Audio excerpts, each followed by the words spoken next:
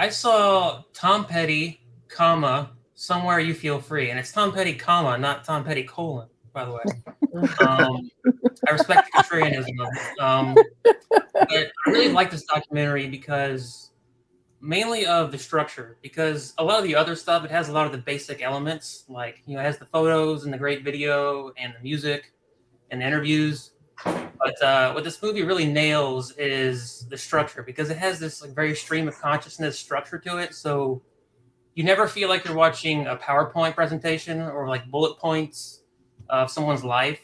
You feel like you're just hanging out in that world. And even though it takes place over 2 years, it has a very day in the life quality to it, which is a really difficult thing to capture, I think, because you don't feel like you're being rushed through chronological events. You feel like you're just kind of there, and you're kind of learning by accident, to quote Bart Simpson. So yeah, it's a very good documentary.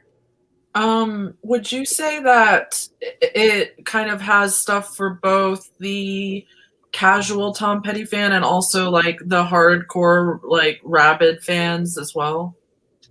Yeah, it's the whole movie is basically about the making of one album, Wildflowers, which came out in '94. So yeah, and the thing about Tom Petty is that no matter what album you take, there's a lot of hits on it, and it's very poppy.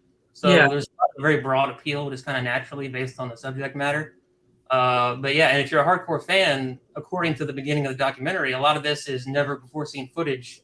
A lot of it 16 millimeter, just kind of very just casual behind the scenes footage, which is really cool to watch.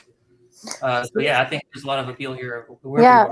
So Hunter, I saw it too, and I thought the same as you did, that it's a really well done film.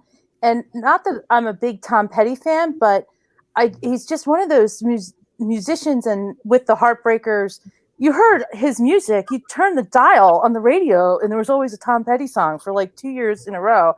And I never realized how many other musicians he brought in to play with him that the film brings out, and their dedication to Tom, who was very, very quiet about his life. And I wondered if you comment, like, you don't really get inside his world. It's strictly music. That's actually one thing that I liked about it, because there's kind of a brief insinuation. I think his daughter talks about how one of the songs might have been inspired by an impending divorce, his impending divorce with her mother. But she just kind of throws it out there. You don't actually get into all that stuff, which I really liked, because just me personally, I'm not into the gossipy, personal lives of these people. I just care about the music. So that really appealed to me. So you're saying it's very fly on the wall? There's no like talking heads and stuff? Well, there are talking heads, but they're very minimal. Mostly it's Rick Rubin, Mike Campbell, some of the other Heartbreakers. And Rick Rubin's really, he's just a really interesting guy. Yeah. So you could listen to him for hours. He has a great podcast, by the way, but he's just really great to listen to. So very if clean. Tom Petty had all these hits from essentially every album he ever made, why focus on Wildflowers?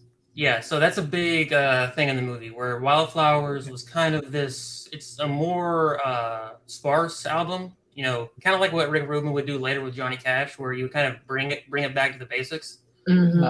This album it's very low key and a little more folky than the pop stuff, and they kind of lean into that in the documentary with it being a more personal album. So you get to see, it meshes with the style of the documentary, where it's a very kind of organic, very not lazy documentary, but like very easygoing style. Yeah, I'm getting the sense that maybe also that this just happened to be the recording session that they brought cameras in versus any of the other albums. Yeah, well, it's based on never before seen footage, so they found the footage, and then I don't know if they decided to build something around that footage, or I don't know how it came together. I thought what was really cool about the film was the whole style that Tom Petty, the Heartbreakers, and the session musicians he brought in, and how they developed the songs, and they were very like bare minimum.